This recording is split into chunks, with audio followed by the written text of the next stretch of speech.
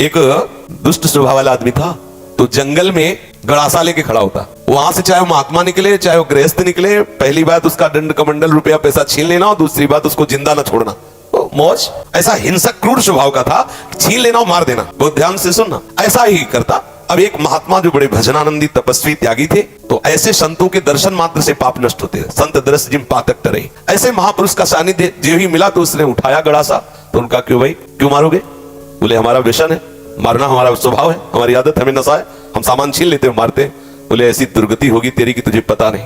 वो तपबल संपन्न थे, वो जो बोल रहे थे वो ऐसा लग रहा था कि उसके दिमाग पे लग रहा है। थोड़ी ही देर में संभाषण मात्र, एक तो दर्शन दूसरा संभाषण, तत्काल उसके हृदय में कंपायमान, हृदय में भय पैदा हुआ, चरणों में गिर गया। महाराज मैं तो बहुत पाप की, ये देखो संत दर्शन का फल, कोई उपाय बताओ। महाराज सब छोड़ दूंगा यदि मुझे शिष्य बना लो। तो उनका तुम्हें ऐसे शिष्य नहीं बनाएंगे, पहले तुम भारत के तीर्थों का अवगाहन करो, जब तुम पवित्र हो जाओगे तब तुम्हें शिष्य बनाएंगे। तुमने बहुत सी हत्याएं की है, बनाएंगे शिष्य, लेकिन पहले भारत के तीर्थों में भ्रमण करो। तो महाराज हम कैसे जानेंगे कि हम पवित्र हो गए, निष्पाप हो गए? तो उन्होंने एक सूखी लकड़ी दी और कहा जब ये हरी हो जाए, इसमें अंकुरण हो जाए तो वहीं से लौट आना, जानना तुम निष्पाप हो गए। चल पड़ा। और महापुरुष की प्रेरणा, ये होता है संत का प्रभाव। और वो लकड़ी ली सूखी हो, चल पड़ा।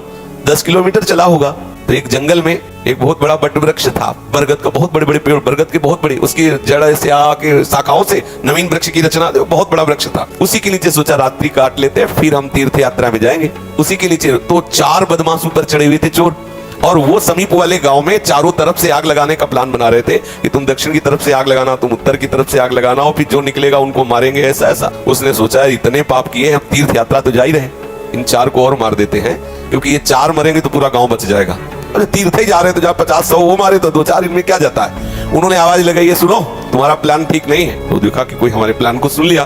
तो उनका देखो हम तुम्हारे गुरु हैं इस बात के, जीवन हो गया गड़ासा चलाते हुए, मुझे पता है तुम फंस जाओगे, नीचे उतरो। अब एक साथ थोड़ी उतरेंगे, एक एक उतर। बड़ा वृक्ष था तो जड़ की आड़ में उसको पता था, मारने का अभ्यास था, बिना अस्त्र शस्त्र के हाथ ही से मार दिया, 4 को मार दिया। महाराज सोचा अभी यहाँ तो हमने हत्या कर दी, यहाँ नहीं रुकेंगे, आगे जो ही लकड़ी उठाया तो हरी हो गई। गुरु जी लोग कहा था लकड़ी हरी हो जाए तो वापस आ जाना तीर्थ यात्रा। अभी तो कोई गंगा नहाया नहीं, जमुना नहीं नहाया, तीर्थ यात्रा नहीं की और लकड़ी हरी हो गई, पर गुरु ने कहा था हरी हो जाए तो वापस आ जाना, वापस चला गया। जो ही पूछा गुरु जी दंडवत। बोले तीर्थ यात्रा के लिए भेजा तो वापस कैसे आ? बोले आपने कहा था जहां आपकी लकड़ी हरी हो जाए वहीं जान लेना, पवित्र हो गए। तो गुरु जी लकड़ी तो हरी हो गई। बोले किस तीर्थ में लाए? बोले आया नहीं, 4 को और मार दिया। बोले 4 को मार दिया तो और पाप बढ़ना चाहिए। तो उन्होंने बताया पूरे गांव की रक्षा करने के भाव से मैंने तो बोले देखो बेटा, अभी तक अपने स्वार्थ के लिए मारते थे, उद्देश्य था आपको अपने स्वार्थ का, तो वो पाप हुआ। लेकिन पूरे नगर के गाय बैल जीव जंतु स्त्री पुरुष बच्चे सबकी रक्षा का उद्देश्य रख के 4 को मार दिया तो वो महापुण्य हो गया। अब समझे, क्रिया वही है, उद्देश्य बदल गया तो फल बदल गया उसका।